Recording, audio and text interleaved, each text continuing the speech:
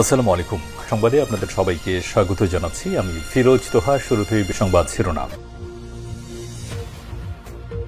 বাংলাদেশের সর্বশেষ গুরুত্বপূর্ণ আপডেট সংবাদে আপনাকে স্বাগত। শুরুতেই সংবাদ শিরোনাম, পরে বিস্তারিত। প্রথমেই জানাবো আমাদের হাতে থাকা সর্বশেষ গুরুত্বপূর্ণ সবথেকে তাজা আপডেট সংবাদ। জাতীয় নাগরিক পার্টি এনসিপির নাম পরিবর্তন নিয়ে যে তথ্য দিলেন আব্দুল হান্নান মাসুদ। গুঞ্জন উঠেছে বেশ কয়েকটি রাজনৈতিক দল মিলে তারা একটি বড় দল গঠন করতে চায়, এজন্য এনসিপির নাম পরিবর্তন হতে পারে এ বিষয়ে গুরুত্বপূর্ণ তথ্য দিয়েছেন আব্দুল হান্নান মাসুদ। তিনি দলটির জ্যেষ্ঠ যুগ্ম সমন্বয়কের পদে রয়েছেন। এ বিষয়ে গুরুত্বপূর্ণ সংবাদ জানাবো, সঙ্গেই থাকুন। এরপর জানাবো বেতন ও গ্রেড নিয়ে প্রাথমিক শিক্ষকদের জন্য সুখবর। সরকারি প্রাথমিক বিদ্যালয় সহকারী শিক্ষকদের 10 ও 16 বছর পূর্তিতে উচ্চতর স্কেল প্রদানের জন্য প্রাথমিক শিক্ষা অধিদপ্তরকে চিঠি দেওয়া হয়েছে। এদিকে নির্বাচনের জন্য বিদেশ থেকে টাকা পাঠিয়েছে একজন, বললেন শরীফ ওসমান হাদি।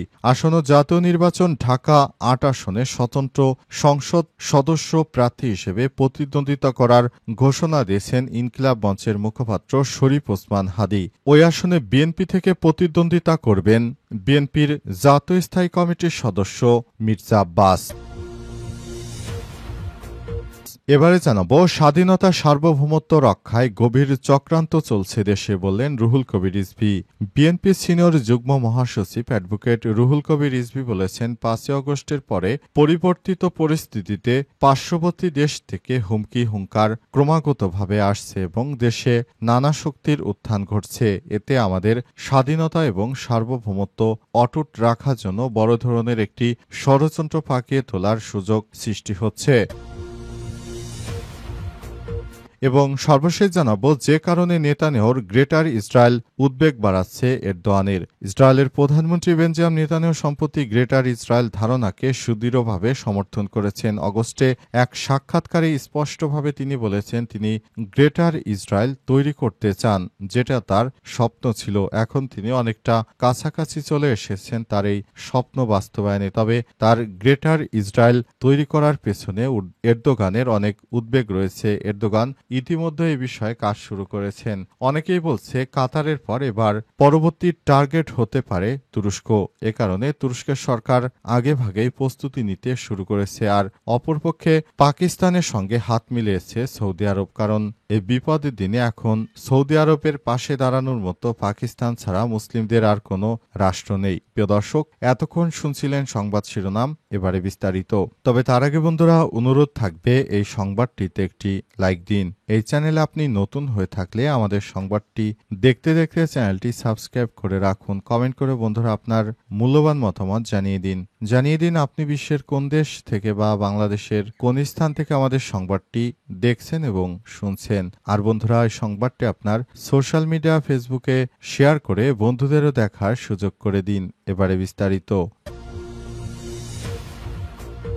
এনসিপির নাম পরিবর্তন নিয়ে যে তথ্য দিলেন আব্দুল হান্নান মাসুদ। জাতীয় নাগরিক পার্টি এনসিপির নাম পরিবর্তন হচ্ছে না বলে স্পষ্ট জানিয়েছেন দলটির জ্যেষ্ঠ যুগ্ম মুখ্য সমন্বয়ক আব্দুল হান্নান মাসুদ। আজ সামাজিক যোগাযোগ মাধ্যমে এক পোস্টে তিনি এই তথ্য নিশ্চিত করেন। হান্নান মাসুদ জানান, নাম পরিবর্তন নয় বরং একাধিক দলের নেতাকর্মীরা এনসিপির সঙ্গে একীভূত হওয়ার জন্য আলোচনা করা হচ্ছে। এনসিপির নেতৃত্ববৃন্দর সমন্বয়ে গঠিত হতে পারে বৃহৎ একটি রাজনৈতিক দল, সে ব্যাপারে তারা কাজ করছে।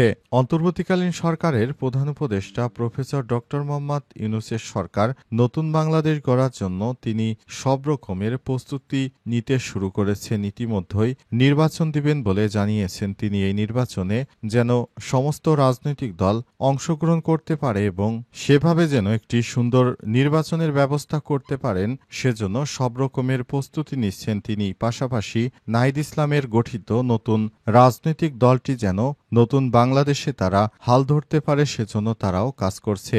অন্তর্বর্তীকালীন সরকারের প্রধান উপদেষ্টা প্রফেসর ডক্টর মোহাম্মদ ইউনূসের সরকার নতুন বাংলাদেশ গঠন করার জন্য এনসিপিকে সঙ্গে নিয়ে জাতিসংঘে যাচ্ছেন। সেখানে বিএনপির পক্ষ থেকেও 2 জন প্রতিনিধি, জামাতের পক্ষ থেকে 1 জন এবং জাতীয় নাগরিক পার্টির পক্ষ থেকে 1 জন যাচ্ছেন। তারা নতুন বাংলাদেশ গড়তে এবং নতুন নেতৃত্বকে পরিচয় করিয়ে দিতে জাতিসংঘে নিয়ে যাচ্ছেন। আর এবার এনসিপির নেতৃত্বে বিভিন্ন রাজনৈতিক দল যেমন গণ অধিকার পরিষদ সহ আরও বেশ কয়েকটি রাজনৈতিক দল তারা আসছে। এখন তারা বৃহত্তরভাবে একটি ঐক্য তৈরি করে নিজেরা যেভাবে পারবেন নতুন একটি রাজনৈতিক দল গঠনের মাধ্যমে তারা বাংলাদেশটাকে একটি ভালো সরকার উপহার দিতে চায়।